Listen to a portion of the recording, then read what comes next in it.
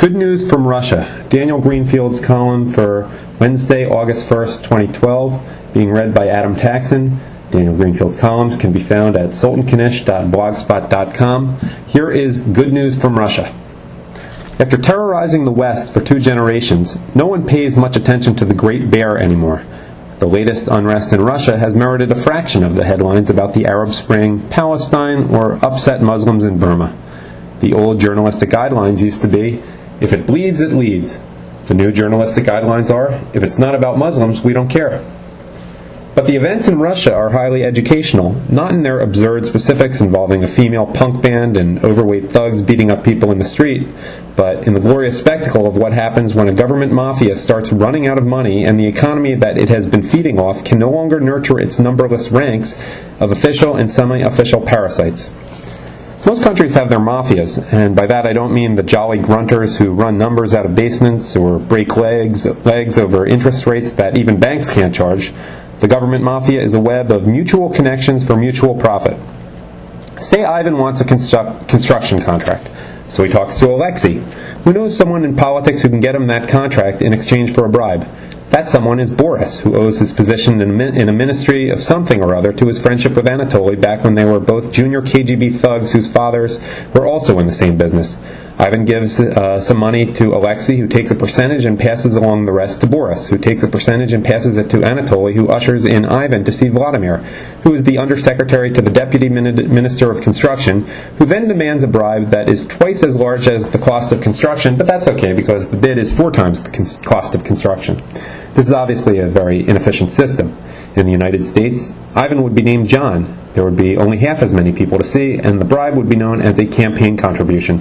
And this is also why the United States has fewer bribes and higher taxes, because we don't believe that government contracts should be handed out to unqualified people on the basis of bribes.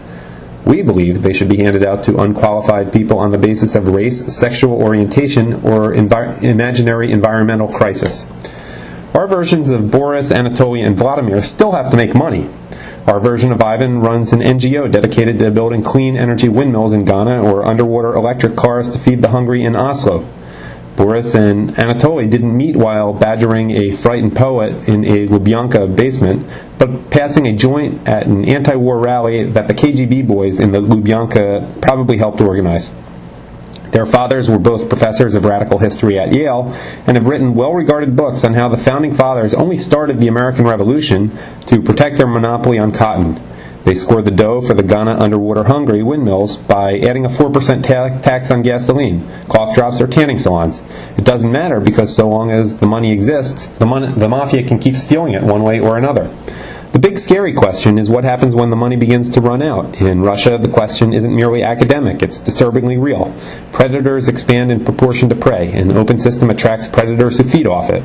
We call this taxation, and it works fine, though with more for those at the top of the food chain than those at the bottom.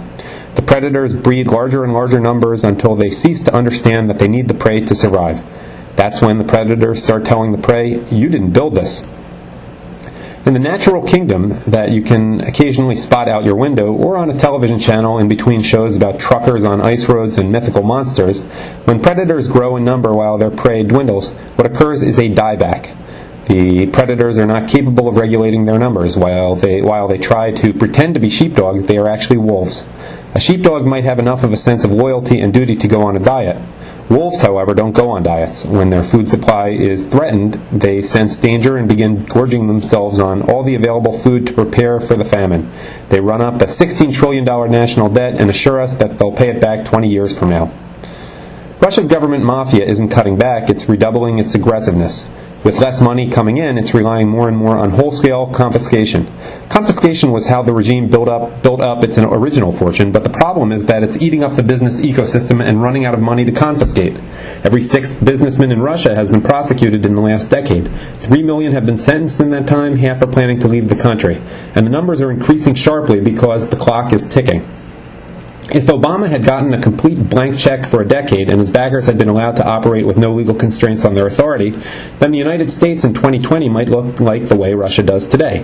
But the good news is that government mafias have a limited shelf life. 4 years ago, the Russian flavor looked unchallengeable. Fast forward to economic decline leading to a rigged election and widespread contempt for the out-of-control corruption at the top, and there's a reason for the Soviet-grade repression being applied to the Russian street and the number of dual citizenships in the Russian government.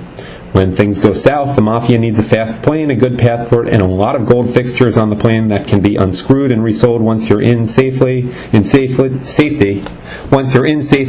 Finland or Syria. Government mafias routinely have bad taste but good investments. No, they don't really need gold on everything or a new $5,000 jacket for every event. Think of those things, whether it's Putin's toilet or Michelle's outfits, as a portable investment that can be easily loaded on a plane in case the peasants outside the palace get too rambunctious and suddenly a commission is investigating you when it was under explicit orders to never ever do that. The good news from Russia is also good news for those who fear the shadow of eternal Chinese hegemony. The century of the dragon cannot be ruled out, but the Chinese system is just the Russian system with a better work ethic and more cheap labor. And like the Russian ex-commies, the Chinese ex-commies have very poor self-control when it comes to not robbing the country blind. Communism was the ultimate government mafia, and its practitioners, whether they call themselves presidents, premiers, commissars, or community organizers, never know when to stop stealing.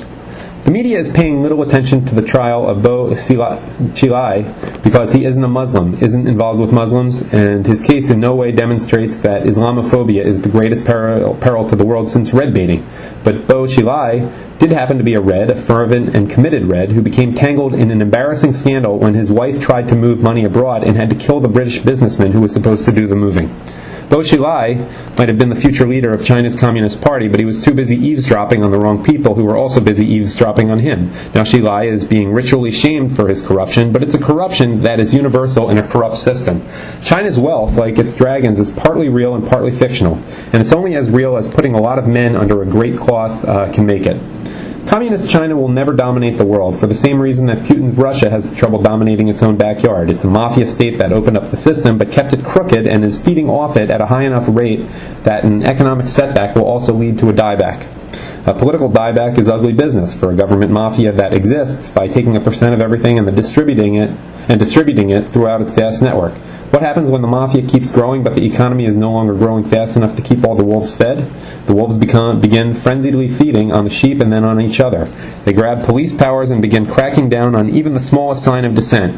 And those crackdowns only spur more dissent. Either a tyrant emerges to massacre everyone and rule over a state of universal misery, or the mess ends with a tyrant on the plane trying to sell gold-plated bathroom fixtures on eBay.